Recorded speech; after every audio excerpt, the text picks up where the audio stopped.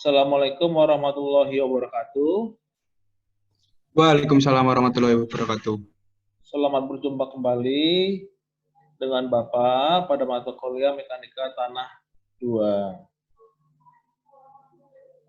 Oke. Kampus lagi banyak yang demon. Jadi, yang ingin Bapak tampilkan untuk mata kuliah pada sore hari ini adalah pelaksanaan pekerjaan tanah, ya. Nah, yang ingin Bapak share itu mungkin ada sekitar 80 sampai 90 slide. Tapi ini baru permulaan, tapi akan memberikan gambaran kepada kalian kira-kira kelanjutan dari mekanika tanah itu apa sih yang penting apabila pada saat pekerjaan tanah, ya. Nah,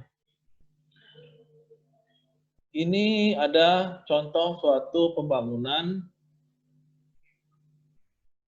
di mana pembuangan tanah lembab pada dasar rencana timbunan dan pemasangan fasilitas drainase gorong-gorong pada pipa dan subdrain. Nah, jadi seperti inilah kondisinya. Alat-alat berat yang diperlukan seperti apa. Terus kondisinya dia ada drainase di bawah. Ini drainase ya. Ada subdrainnya, gorong-gorong di melintang seperti ini. Akan diadakan suatu rencana timbunan, ya. Nah, hal-hal yang perlu akan Bapak sampaikan pada kuliah umum. Ini kuliah umum tapi mencakup seluruh kegiatan dari kegiatan mekanika tanah 2, ya. Oke, selanjutnya pekerjaan tanah galian umumnya diperlukan pembuatan saluran air, selokan, galian, fondasi pipa, gorong-gorong, ya. Untuk galian berkonstruksi dan pembuangan sisa bahan galian, pengupasan, pembuangan bahan perkerasan aspal pada perkerasan lama dan umumnya pembentukan profil dan penampang badan jalan. Nah, itu bisa berupa yang pertama itu galian biasa, galian batu, galian struktur, dan galian perkerasan beraspal, ya. Yang berikutnya galian biasa. Kalau galian biasa itu mencakup seluruh galian yang tidak diklasifikasi sebagai galian batu, galian struktur, galian sumber bahan, atau boro excavation pada galian perkerasan ada aspalnya. Ada galian batu, ya. Ya. Galian bongkahan batu dengan volume 1 meter kubik atau lebih tidak praktis digali tanpa menggunakan alat, ya. Ini bisa dengan traktor maksimum 15 ton atau 180 pk. Nanti gambar bentuk alat-alat beratnya nanti Bapak tampilkan. Yang ketiga ada juga namanya galian struktur. Nah, terbatas tuh galian lantah fondasi jembatan, ya. Pembukaan tanah atau beton atau struktur pemikul beban lainnya, ya. Itu namanya galian struktur, ya. Biasanya kalau jembatan, untuk galian jembatan itu dia dinamakan galian struktur. Yang kedua, ini contoh lagi kalau misalnya pengawasan tanah juga galian perkerasan beraspal. Ya, contohnya nama cold milling machine. Ya, mesin pengupas perkerasan beraspal tanpa pemanasan. Ya, itu bisa pakai jackhammer, ya, bisa seperti itu. Nah, spesifikasi umum 2018 Ditjen Bina Marga itu membagi galian-galian tersebut dalam beberapa subdivisi. Yang pertama galian biasa, galian batu lunak, ya, galian batu, galian struktur, galian perkerasan beraspal, galian perkerasan butir, galian perkerasan beton. Nah, untuk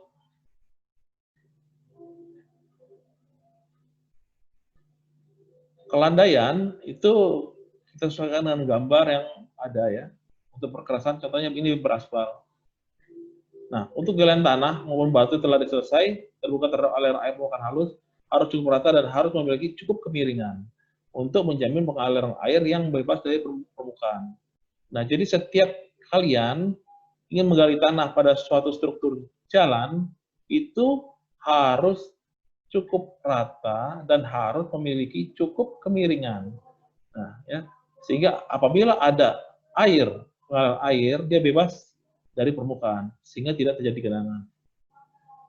Nah, yang berikutnya pekerjaan tanah timbunan.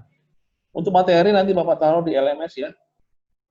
Untuk timbunan dibagi menjadi 3 jenis. Timbunan biasa, timbunan pilihan di atas rawa. Ya. Timbunan pilihan gunakan sebagai lapis penopang, capping layer, ya, untuk stabilisasi umum lereng. Ya.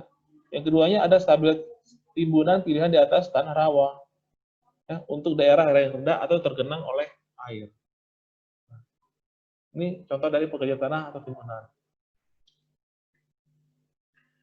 Pengembalian bentuk pekerjaan setelah pengujian. Semua lubang pada pekerjaan akhir yang timbul akibat pengujian kepadatan. Nah, lihat. Jadi ada tanahnya, ada ujinya. Ujinya ada uji kepadatan atau lainnya harus secepatnya ditutup kembali oleh kontraktor, apabila dikerjakan oleh kontraktor, dan dipastikan sampai mencapai kepadatan toleransi permukaan yang disyaratkan. Nah, di sini tanahnya masuk, itu pada saat pengujian kepadatan. Nah, pengujian kepadatan apa saja sih yang dilakukan pada saat pekerjaan ini? Jadi pada Mektan 2 ini lebih ditekankan pada praktek lapangan atau proyek yang akan kalian hadapi nantinya. Ya. Yang berikutnya adalah bahan untuk timbunan biasa. Nah, untuk bahan yang dipilih tidak termasuk tanah berplastisitas tinggi, itu diklasifikasikan sebagai A, step 6 menurut ASTO, atau Unified Casagrande Soil Classification System. Nah, jadi itu tanah plastis tidak boleh digunakan pada ketebalan 30 cm untuk bahan timbunannya. Bahan timbunan diuji oleh SNI. Ini, nah, keluar lagi nih Mektannya. Mektan sini memiliki CBR tidak kurang dari 6%. Nah, sudah ada 2 pekerjaan laboratorium yang harus kalian pahami. Jadi yang pertama tadi, ya,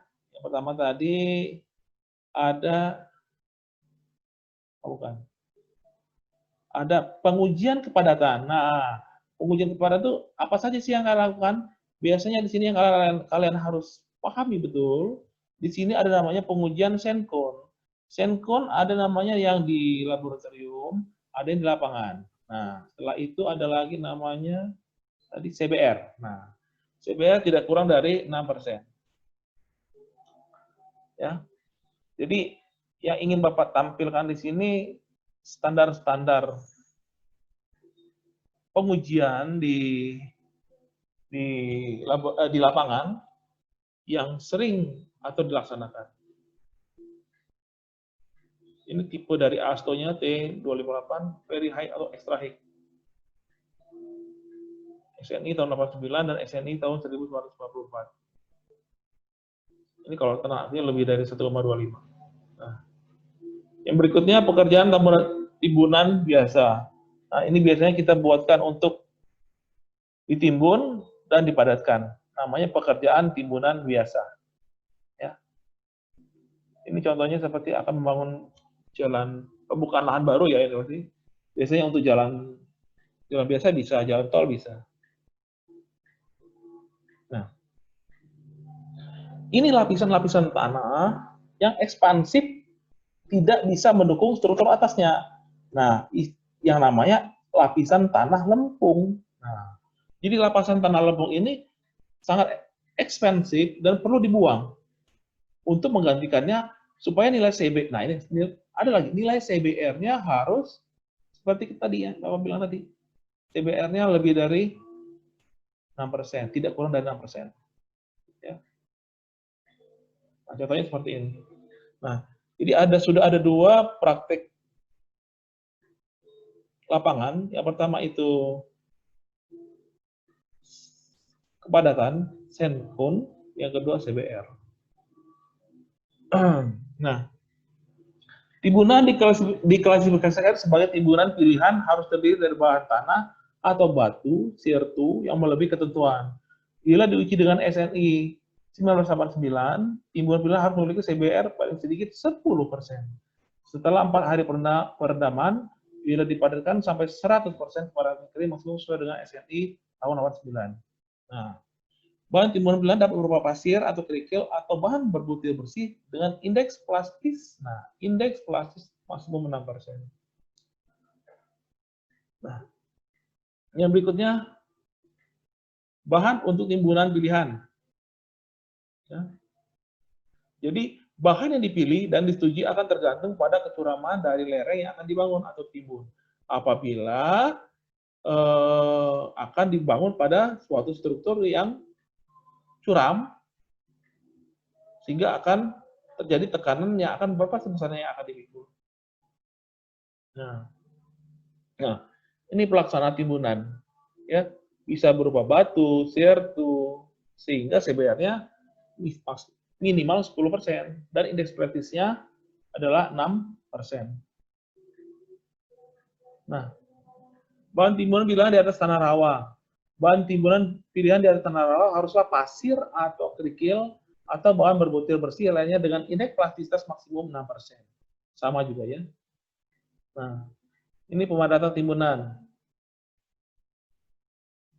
Kalau dipadatkan, misalnya kadar airnya dalam rentang 3% sampai optimum 1%. Standarnya SNI 031742 tahun 1989. Nah, seluruh timbunan batu harus ditutup dengan satu lapisan atau setebal 20 cm dari bahan bergradasi menerus dan tidak mengandung batu yang lebih besar dari 5 cm, serta mampu mengisi rongga-rongga batu pada bagian atas timbunan batu tersebut.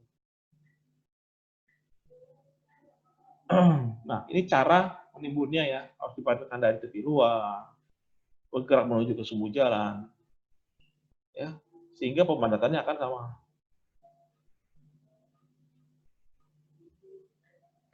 Bahan timbunan dapat ditempatkan hanya pada satu sisi abutmen, tembok sayap, pilar, tembok tahan, atau tembok kepala gorong-gorong. Dapat menyebabkan bergeser struktur atau tekanan yang berlebihan pada struktur. Ya, jadi timbunan dapat ditempatkan hanya pada satu sisi abutmen, tembok atau sayap atau pilar, dia akan menekan, ya, karena berlebihan dapat menyebabkan bergeser struktur atau tekanan yang berlebihan pada struktur. Jadi hati-hati untuk menimbun, itu disesuaikan dengan kondisi strukturnya.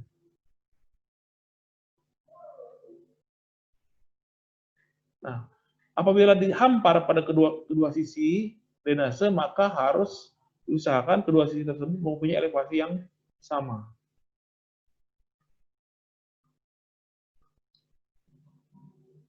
Ini contoh dari masih timbunan ya.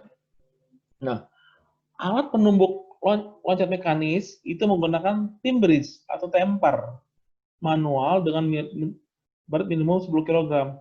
Ini timbris atau temper ini ada di lab kita, jenisnya memang harus kalian praktekkan, mudah-mudahan nanti kalian bisa memakai ya, untuk temper ya, untuk memadatkan timbunan. Ya. Lapisan horizontal bergembur tidak kurang lebih dari 15 cm dengan penumbuk loncat mekanis. Nah, pengandalan mutu.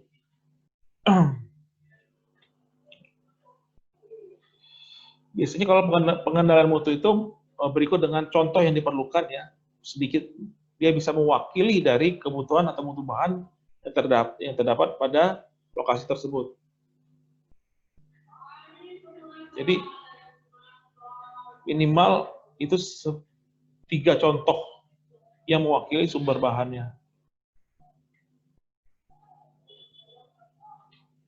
Nah, kepadatan itu harus sesuai dengan SNI 032828 tahun 1992. Ya, itu untuk code-nya. Itu timbunan satu rangkaian pengujian dilakukan setiap 1000 meter kubik bahan timbunan yang dihampar. Ya. Jadi kode seperti itu. Untuk toleransi elevasi 2 cm Seluruh permukaan air timbunan yang terekspos harus cukup rata dengan molekular yang cukup. Permukaan akhir lereng tidak lebih dari 10 cm dari garis profil. Timbunan tidak boleh dihampa dalam lapisan dengan tebal padat lebih dari 20 cm. Dalam lapisan tebal padat kurang dari 10 cm. Ini toleransi dimensi ya. Nah, untuk ketentuan kepadatan untuk timbunan tanah. Lapisan tanah yang lebih dalam dari 30 cm, elevasi tanah dasar harus dipadatkan sampai 90% dari kepadatan kering. Ini kodenya SNI 03 1742 tahun 1989. Ini apabila lapisan tanah kedalamannya 30 cm atau kurang dari elevasi tanah dasar, harus dipadatkan sampai dengan 100% dari kepadatan kering. Ini SNI 89. Nah, jadi mekanika tanah 2 ini sangat erat kaitannya dengan jalan. Ya. Jadi jalan itu selagi dia masih di atas tanah, maka masih berkaitan dengan pengujian yang kita pelajari di mekanika tanah. Nah, pekerjaan ini mencakup penyiapan, penggaruan, pemadatan, penghamparan. Untuk jalan kerikil, pekerjaan dapat juga mencakup pekerjaan perataan berat dengan motor grader. Nah, motor grader ini seperti apa sih bentuknya, alat beratnya? Ya, mungkin kalian nanti akan bisa lebih paham apabila nanti di sini ada gambarnya ya. Nah, pekerjaan ini meliputi galian minor. Nah, galian minor itu divisi 8 di ketentuan BM atau ketentuan Bina Marga. Ini divisi 8 ya. Mungkin nanti kalau misalnya kalian sudah belajar RAB, galian minor ini di subbagian 8. Ini bahan toleransi. Oke, ini next aja. Cara khusus pelaksanaan timbunan. Nah, ini ada caranya. Metode pembongkaran dan penggantian. Metode pemindahan. Ya, nanti bisa kita pahami, bisa kalian dalami kurang lebih dari 3 meter. Sebelum timbunan lumpur harus dibuang sampai meter dasar yang stabil. Ini metodenya. Ya. Jadi, pada kuliah umum mekanika tanah ini, apabila kalian nanti menjadi seorang pengawas atau seorang supervisor, ini bisa menjadikan panduan kalian untuk mengawas jalan khususnya bagian tanah. Ya. Ini timbunan jalan pada daerah rawa, ya, underfill, metode timbunan jalan lanjutan, vertikal sand drain, metode pemancangan mandrail, apabila adanya pemancangan. Ini khusus pelaksanaan timbunan jalan pada daerah rawa, metode bor, public reinforcement, peralatan. Nah, yang ingin Bapak lihat, Bapak terangkan, ada namanya ekskavator, ada namanya dump truck, ada namanya bulldozer, ada namanya wheel loader, dump truck, motor grader, vibrator roller, water tank truck. Nah, ini artinya bisa kita baca bareng-bareng, bisa kalian pahami. Materi nanti Bapak share di LMS ya. Jadi, misalnya dump truck, untuk memindahkan material dalam jarak jauh, itu dump truck. Pak, kalau wheel loader apa sih Pak? Boleh, untuk memindahkan bahan dalam jarak dekat dari suatu lokasi ke tempat, dump truck. Vibrator roller, tapi kalau ini kan hanya nama-namanya. Kalau misalnya bentuknya seperti apa Pak kalau ekskavator itu? Kalau dump truck, mungkin kita sudah sering lihat dump truck. Kalau ekskavator, hexa mungkin sudah pernah kita lihat juga. Tapi untuk pahamnya mudah-mudahan nanti pada slide ini Bapak bisa melihat, memberikan gambaran yang jelas ya. Bulldozer, ya, ada bagian-bagiannya. Nah, ini apa namanya?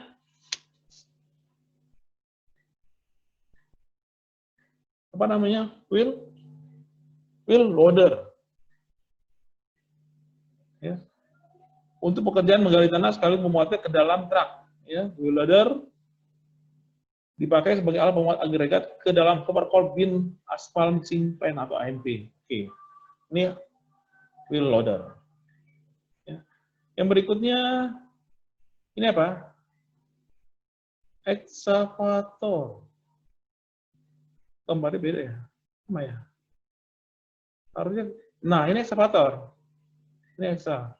Ini wheel loader ya? Ini wheel loader. Yang ini bulldozer. Oh, salah ya. Jadi ini bulldozer tuh yang ini, ya. Ini bulldozer. Ya.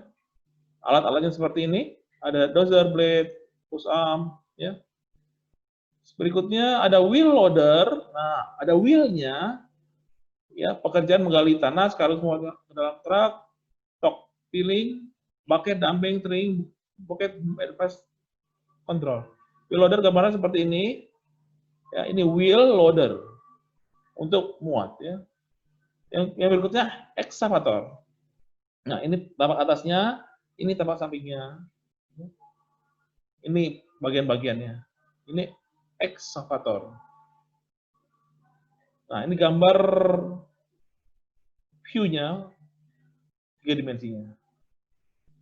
Nah, kalau ini dump truck, nah dump truck ya, seperti ini. Ada macam-macam beratnya, ada tergantung tonasenya ya, itu dump truck namanya. Nah, seperti ini dump truck ya. Ini untuk ngedamnya, ini berbentuk hidrolik ya. Yang berikutnya motor grader. Nah, motor grader itu apa sih Pak? Alat yang paling untuk keperluan perataan atau pembentukan kemiringan tanah. Sirtu untuk permukaan secara mekanis. Seperti apakah motor grader? Nah, seperti inilah motor grader. Ya. Jadi jangan kalian ahli teknik jalan dan jembatan, tapi alat-alat beratnya kalian nggak tahu. Ya. Padahal alat-alat berat tersebut berkaitan dengan tanah, berkaitan dengan aspal, berkaitan dengan seperti yang lain. Jadi di sini Bapak memberikan kuliah pendahuluan, memperkenalkan terlebih dahulu alat-alat yang sering dipakai. Jadi kita sudah mulai berhijrah dari laboratorium, kita hijrah ke lapangan atau ke dunia reality. Ya. Yang berikutnya ada namanya three wheel roller. Nah, seperti ini untuk sama seperti untuk cukup baik untuk pemadatan ya, untuk subgrade, base course itu antara 8 sampai 10 ton. Bentuknya seperti ini. Apa namanya? Three wheel roller. Three wheel roller itu karena ada 3 rodanya, three wheel roller. Ya. Yang berikutnya vibrator roller. Nah, vibrator roller ini dia mempergunakan pukulan getaran untuk menambah pengaruh tekanan oleh roda gilasnya. Ya, seperti ini tampangnya. Ini water tank truck ya, water tank truck juga. Water tank truck ini untuk air ya. Kalau kita lihat, nah ini ya ada getarnya, bomok. Nah ini water tank trucknya, 5.000 liter kapasitasnya ya. Nah, pemilihan alat berat ini sering ditanya kalau misalnya orang ujian, anak-anak PSL yang ngambil mata kuliah RAB sering kita tanya, pemilihan alat berat itu didasarkan dengan apa sih? Nah, ini jawabannya. Yang pertama, skala proyek besar atau kecil. Skala proyek kecil, kenapa harus pakai alat-alat berat yang besar? Coba kecil. Kalau besar, kenapa harus pakai kecil? Kapan selesainya? Terus waktu yang tersedia atau waktu yang ditentukan. Yang ketiga, jenis pekerjaan. Pertimbangkan keseimbangan kapasitas dan kombinasi operasi alat. Nah, ini kalian pelajaran di RAB ya, rencana anggaran biaya. Yang kelima, kondisi medan. Kemudian didapatnya alat yang dipilih tersebut di pasaran atau di lapangan. Ini sering tanya. Siapa yang menentukan? Kalian sebagai pengawas yang melakukan supervisi awal atau kondisi di lapangan. Nah, untuk pekerjaan timuran tanah, untuk analisis pekerjaan yang diperlukan sebagai berikut. Yang pertama, volume, jarak angkut, waktu yang disediakan. Ini ada di standar BM, Bina Marga. Ya. Ini awalnya. Nah, alat yang digunakan umumnya, ini bisa pilihan ya. Ada bulldozer, excavator, dump truck, water grader, vibrator roller, water tank truck. Ya. Jadi semua alat-alat berat tersebut ditentukan oleh volume timunan serta waktu yang disediakan. Pekerjaan galian tanah. Nah, itu tergantung volume galian, jarak angkut, waktu yang disediakan. Nah, Tipenya seperti ini, bulldozer, exa, dump truck, motor grader, sama juga. Pekerjaan galian tanah. Yang kedua, bagian alir manajemen operasi alat berat. Nah, ini ada akhirnya jenis pekerjaannya apa, lokasinya apa, pemilihan alat berat, baru manajemen operasi alat berat. Masuk ke efisien, akhirnya waktu. Kalau yang lebih rumit lagi itu pakai CPM, Critical Method Point Method, Critical Point Method. Nah, ini yang kata Bapak tadi. Kalau tanah itu masuk divisi 3, standar BM, standar Bina Marga. Nah, ini pakai standar yang standar 31 sampai 35 ini standar Bina Marga. Itu pakai namanya divisi. Divisinya dari divisi berapa? Divisi 1 sampai divisi 8 ya. Sekarang contohnya kalau untuk spesifikasi umum 2018 untuk tanah, pekerja tanah itu masuk ke divisi 3. Ada galian, ada timbunan, ada penyeberangan jalan, pembersihan, pengupasan, pemotongan pohon, ada geotekstil. Ya. Galian biasa yang seperti tadi. Apakah yang dimaksud dengan galian biasa? Apakah yang dimaksud galian batu lunak? Apakah yang dimaksud dengan galian batu? Ya, seperti itu. Alat-alatnya minimal seperti ini. Nah, siapa yang menentukan galian? Galian ini merupakan galian bahan, galian organik, lunak, ekspansif. Itu pakai apa? Pakai uji laboratorium. Ya, baru kalian tentukan. Kalau ini pakai standar apa? Standar laboratorium lapangan. Galian struktur, galian perkerasan. Ini kalau misalnya perkerasan berbutir, perkerasan beton, ada galian apabila ini diganti. Pekerjaan tanah, ini ada toleransinya, pengaman pekerjaan galian. Pekerjaan tanah, ini masih sama untuk stabilitas.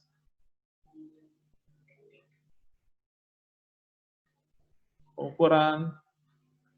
Kalau kalian sudah diajarin untuk pengukuran ya. Dengan drone sudah belum? Kalau dengan drone, kalau belum nanti Bapak minta ajarin, harus bisa. Nah, pekerjaan tanah, dipotong terendah. Galian C, galian yang tidak dibayar. Nah, ini nggak dibayar nih. Kalau ini, yang dibayar yang mana? Yang ini. Galian struktur yang dibayar. Ini dibayar nggak? Nggak dibayar.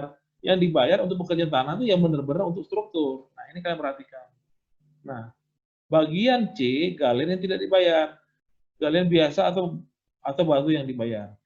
Ini masih dibayar. Yang di samping-sampingnya tidak dibayar. Walaupun kalau misalnya kita ingin menggali bagian ini, kita harus menggali juga yang bagian sini untuk memudahkan pekerjaan. Itu merupakan resiko dari pekerjaan galian tanah. Timbunan, ketentuan seperti ini, menurut ASTO, CBR-nya 6%. Ya.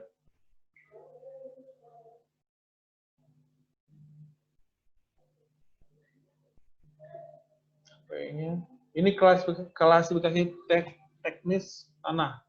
Primer, ukuran butir, sekunder, seperti ini. G, ini singkatannya, kerikil, pasir, lana, lempung, sampai dengan organik. Nah, ini perkiraan CBR berdasarkan klasifikasi tanahnya. ASTO CBR-nya masih A1 sampai A7 seperti ini. Diperkirakan. Ini standar USCS. Yang berikutnya pekerjaan tanah timbunan pilihan, CBR lebih timbunan pilihan, benar. CBR lebih besar atau sama dengan 10%. Sebagai coping yang seperti Bapak jelaskan dari awal tadi. Pekerjaan tanah toleransi sudah juga, masih pengulangan. Pekerjaan tanah penyediaan tempat kerja. Pekerjaan tanah subgrade urukan. Ini digali, pindahkan ke sini.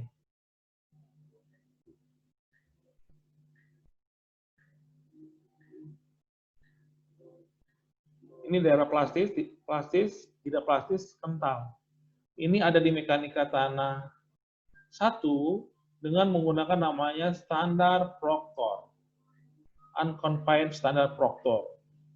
Kalau misalnya kalian belum atau lupa cara menguji dengan standar Proctor tentang kepadatan, kering maksimum maksimum dry density atau MDD, ya, secepatnya kalian pelajari, ya, untuk pakai alat namanya standar Proctor. Peralatannya ada di laboratorium teknik tanah dan air. Ini masih pekerjaan tanah, ujian, penimbunan, dan timbunan pilihan. Hubungan kadar air dan energi pemadatan. Ya, jadi kadar air dalam persentase kepadatan. Kalau kadar airnya persentasenya dari 0, dia akan ada batas maksimumnya. Ini ada ZAP-nya. Ya. Jadi kalau sudah sampai ke bawah gini, dia akan melemah karena kadar airnya semakin tinggi. Ini ada di standar Proctor standar. Ya. Pernah, kalau misalnya kalian belum dipelajari, atau Bapak kelupaan memberikan kalian Proctor standar, nanti di akhir kuliah, tolong Bapak dikasih tahu, nanti akan Bapak ulang. Karena pada acara daring ini banyak benar kompetensi-kompetensi yang harusnya kalian pahami di mekanika tanah 1, ini loss. Ya. Ini sebenarnya ini yang di mekanika tanah 1 untuk Proctor standar. Ini Sencon. Nah, Sencon ini akan diulang kembali. Untuk Sencon ada Sencon untuk di laboratorium, ada Sencon yang di lapangan. Nanti kita praktek lagi, walaupun secara daring untuk Sencon. Ya. Pasirnya tidak harus Ottawa sih, bisa pasir yang lain. Nah, seperti ini untuk Sencon ya. Kondisinya pengujian kepadatan dengan Sencon. Alatnya kita sudah ada 2 atau 3, sudah banyak kita alatnya. Untuk Sencon, pekerjaan tanah pengukuran. Pengukuran biasa ya. Kalau sekarang pengukuran bisa pakai theodolit atau total station atau drone atau pakai GPS. Penyimpan badan jalan sama pekerjaan tanah, pembersihan, geotekstil. Nah, kenapa perlu geotekstil? Kenapa tidak perlu geotekstil?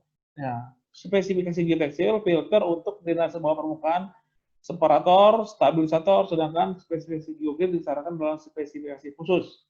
Nah, coba kalian, kenapa ada yang perlu geotekstil, kenapa yang tidak perlu geotekstil?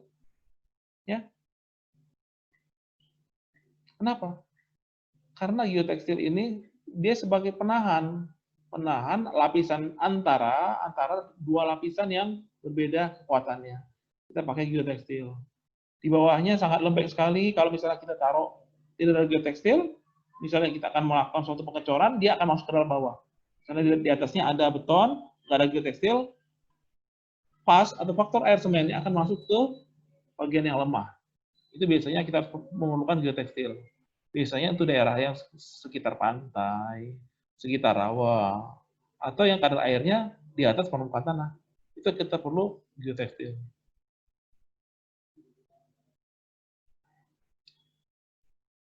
Ini pengukuran dan pembayaran geotekstil.